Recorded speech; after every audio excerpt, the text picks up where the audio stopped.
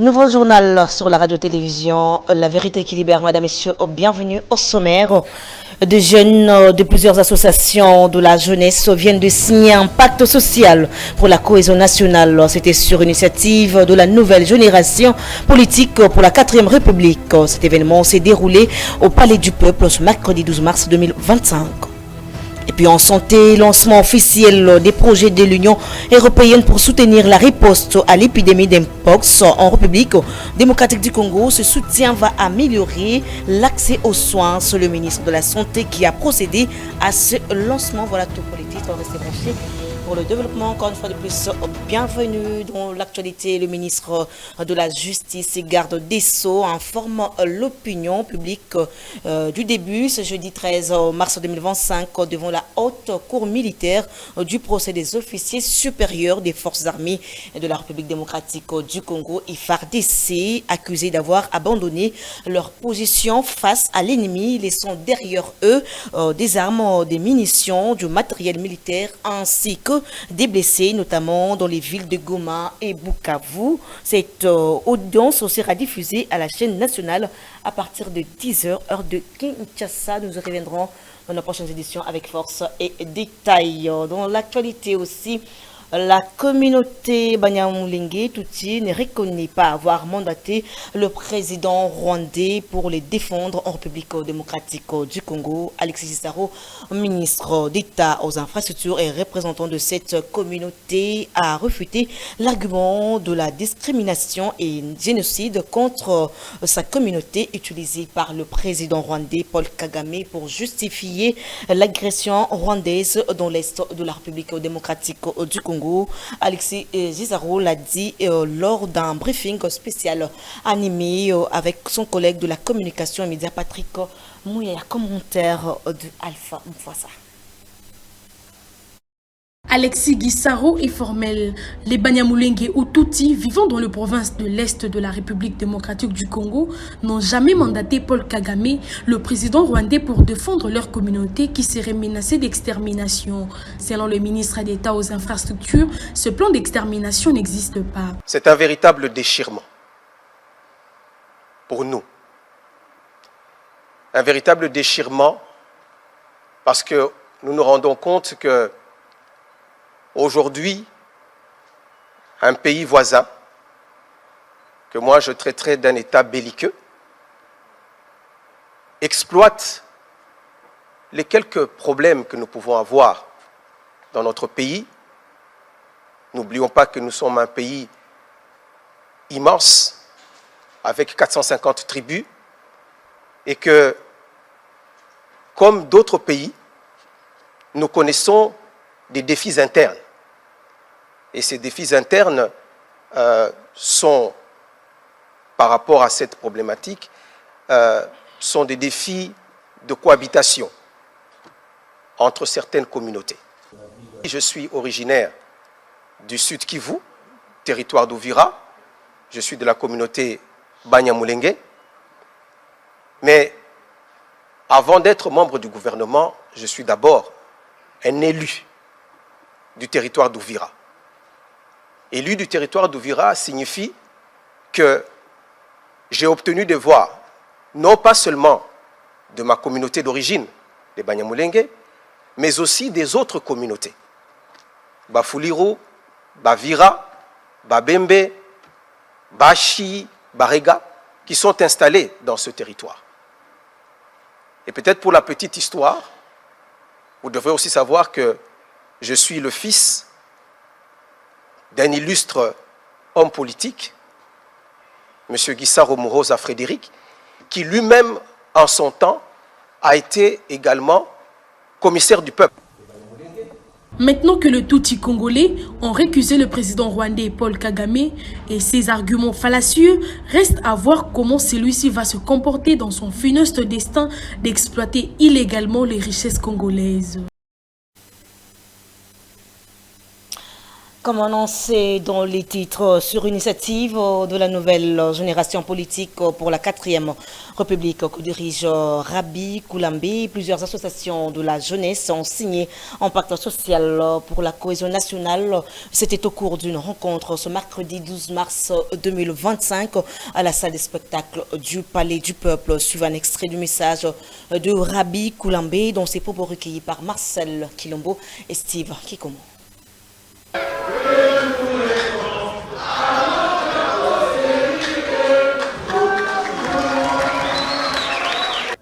Malgré ces défis, la République démocratique du Congo demeure un pays de résilience, d'espoir.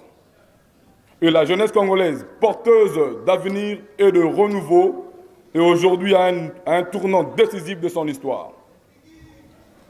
Elle est appelée à jouer un rôle essentiel dans la restauration de la paix, dans la défense de l'intégrité territoriale et dans la reconstruction de territoires affectés par les conflits. C'est cette jeunesse que nous sommes, armée d'énergie, de son engagement citoyen et de son esprit créatif, qui peut être un levier fondamental pour le Fonds national de réconciliation et de reconstruction. Cependant, malgré cette force potentielle, nous observons une division de plus en plus marquée au sein de la société congolaise. Un manque de patriotisme et un désespoir grandissant parmi les jeunes. Ces divisions sont habilement exploitées par nos ennemis qui cherchent à manipuler la jeunesse dans le but de promouvoir des projets de balkanisation de notre territoire. Ces forces divisées ont pour objectif de rendre notre nation plus vulnérable, mais nous devons y prendre par l'unité et la solidarité. Cette fois-ci, rendons-nous dans la province du Congo central où s'est déroulé le lancement officiel le mardi 11 mars 2025 de la vulgarisation de textes légaux qui régissent le comité provincial et local de sécurité. C'est le vice-premier ministre de l'Intérieur, Jacques Chabani, qui a lancé cette vulgarisation de textes légaux qui permettra de doter la République démocratique du Congo d'un système de sécurité des proximités fondé sur la connaissance du terrain. Reportage de Agnès Kassaza. Après Kinshasa, c'est le tour du Congo central que le vice-premier ministre, ministre de l'Intérieur, vient de lancer la campagne sur la vulgarisation des textes légaux qui régissent les comités provinciaux et locaux de sécurité. Cette initiative est dans le cadre des arrêtés ministériels du 4 novembre 2024 portant mesures d'application du décret numéro 22/44 du 6 décembre 2022 instituant ces comités. À cette occasion, le vice-premier ministre, ministre de l'Intérieur, Jacques Chabani, a officiellement remis ces textes réglementaires aux autorités compétentes de la province ainsi qu'aux membres de la société civile. Cette grande réforme nécessite une meilleure connaissance, une bonne maîtrise et une stricte application par tout acteur étatique et non étatique, et cela à tous les niveaux, afin de contribuer efficacement à la restauration et à la consolidation de l'autorité de l'État. C'est pourquoi ces textes réglementaires de la gouvernance sécuritaire vont être vulgarisés sur l'ensemble du territoire national, pour faire en sorte que la population puisse s'approprier de la notion de la gouvernance sécuritaire à la base. À travers cette démarche, le gouvernement attend renforcer l'implication des autorités locales de base dans la prévention et la gestion des défis sécuritaires.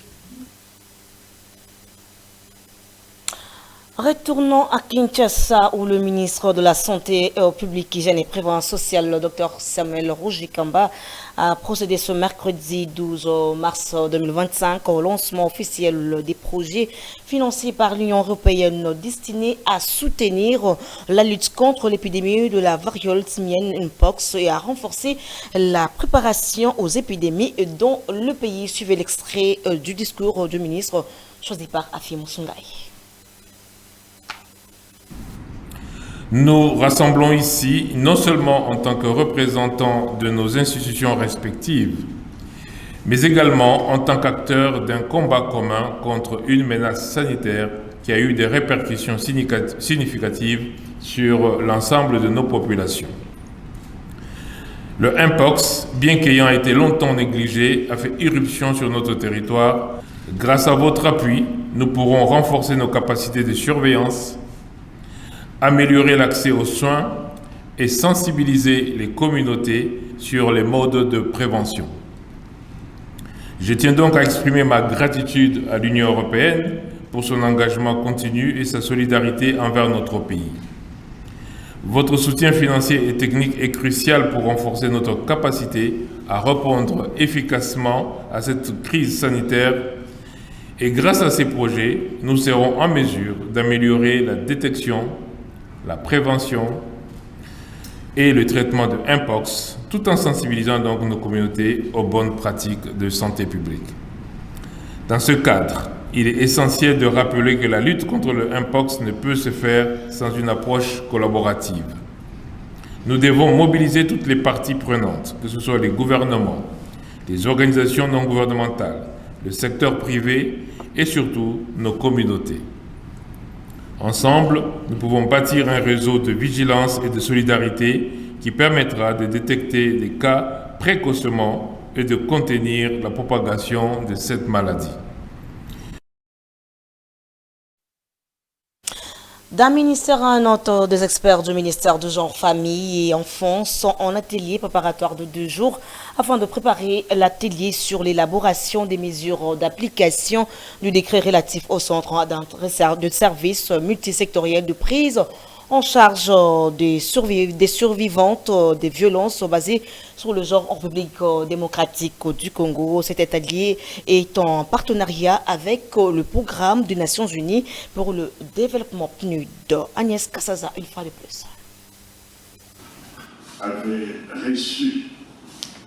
L'objectif poursuivi dans cet atelier préparatoire est de déboucher à un autre qui va permettre d'élaborer un arrêté portant mesures d'application du décret sur l'institutionnalisation du Centre intégré des services multisectoriels de prise en charge de survivantes des violences basées sur les genres en République démocratique du Congo.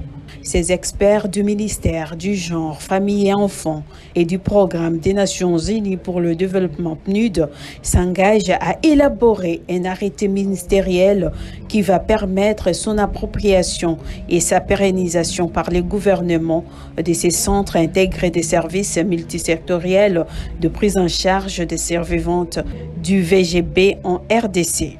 Comme vous savez bien, notre pays est en proie à l'insécurité depuis plus de 30 ans. Et quand il y a des conflits armés, quand il y a l'insécurité, il y a des violences qui se commettent. Et très souvent, et quand nous regardons en général, ce sont les femmes et les enfants qui sont victimes de ces violences. Alors devant ces fléaux, il faudra qu'il y ait une réponse, c'est-à-dire prendre en charge les survivantes de ces violences basées sur le genre. Et c'est ainsi que le ministère a mis en place des centres intégrés de services multisectoriels pour la prise en charge des survivantes de ces violences. Et ça a été officialisé par la signature d'un arrêté du Premier ministre le 22 mars 2023, le 22 février 2023. Alors il faudra aujourd'hui que nous puissions penser à la mise en œuvre, c'est-à-dire à l'application, à la mise en pratique, à la mise en application de ce décret. Et pour que ça soit mis en application, il faudrait qu'il y ait un autre texte juridique. Et c'est pourquoi nous sommes dans cet atelier préparatoire.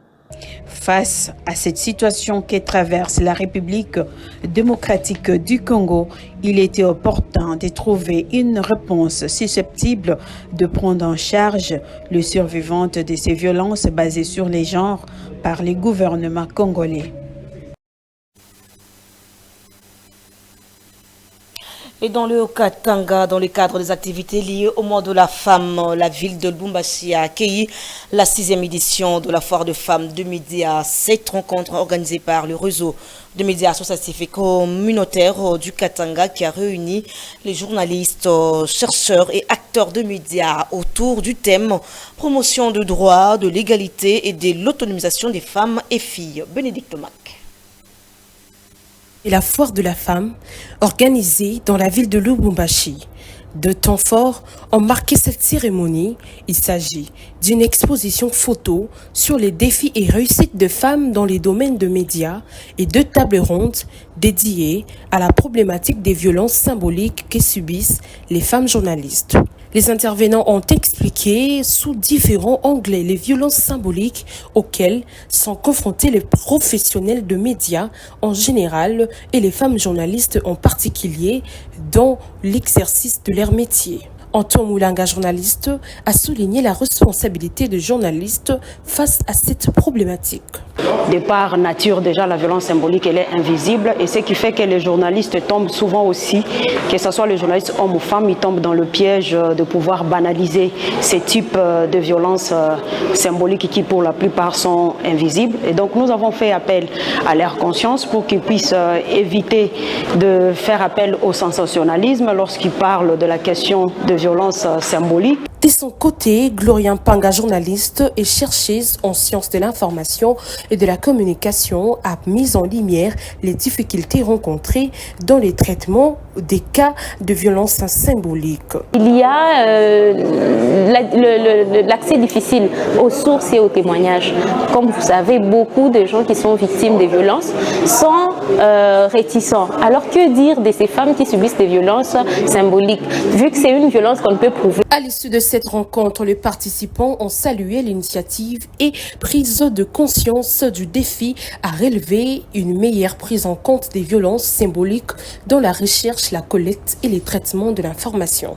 Au-delà des échanges et débats, cette 6e édition de la foire de femmes de médias a permis de mettre en lumière un enjeu majeur, la reconnaissance et la prise en compte des violences symboliques dans l'exercice du journalisme.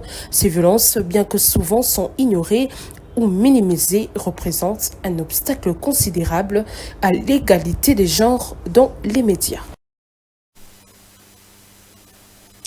De retour en Kinshasa et en sport, l'ancienne présidente de la Svita Club de Kinshasa, Maître Vestine Kazadi Ditabala, intègre le comité exécutif de la Confédération africaine de football CAF, candidate unique au poste de 5e vice-présidente de la CAF en charge du football féminin lors de l'Assemblée générale extraordinaire de la CAF tenue ce mercredi 12 mars 2025 dans l'avant-midi au Caire en Égypte.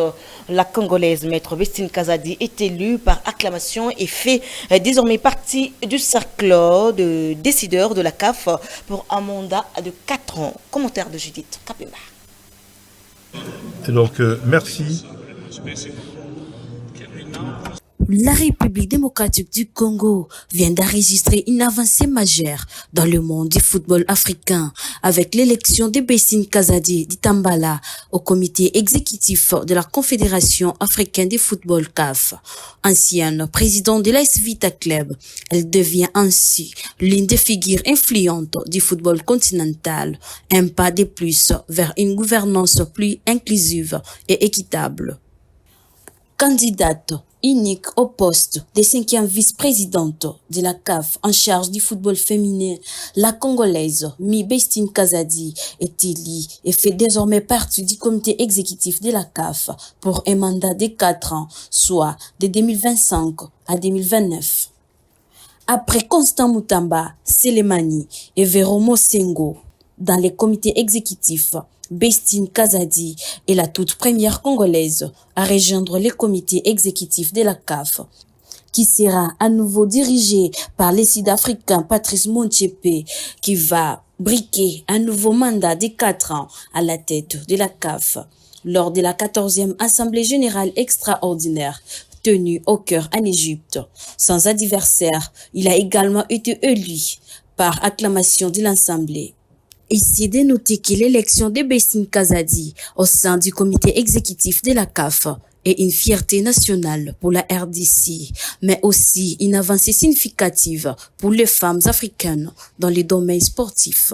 Son engagement, son expérience et sa détermination seront des atouts pour faire évoluer les gouvernances du football africain vers plus d'équité, de transparence et d'innovation. Avec cette nomination, une nouvelle page du football congolais et africain s'écrit sous les signes du progrès et de l'inclusion. Félicitations à Maître Bessine Kazadi d'Itambala. Vous avez certainement compris que c'est par cette note sportive que ce journal a touché à sa fin. Vous n'avez plus en cours de diffusion. Voici le rappel des titres.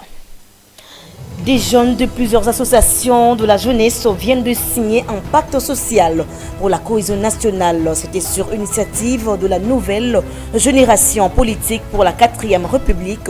Cet événement s'est déroulé au Palais du Peuple ce mercredi 12 mars 2025. Et en santé, lancement officiel des projets de l'Union européenne pour soutenir la riposte à l'épidémie d'Mpox en République démocratique du Congo. Ce soutien va améliorer l'accès aux soins. C'est le ministre de la Santé qui a procédé à ce lancement. Et ça n'est fini complètement pour cette grande édition du journal sur la radio-télévision La Vérité qui libère. Si vous avez aimé, dites merci à Agnès Kassaza pour cette belle coordination de ce journal. Et quant à moi, je vous dis merci et je vous retrouve prochainement. Au revoir et bonne suite du programme chez vous.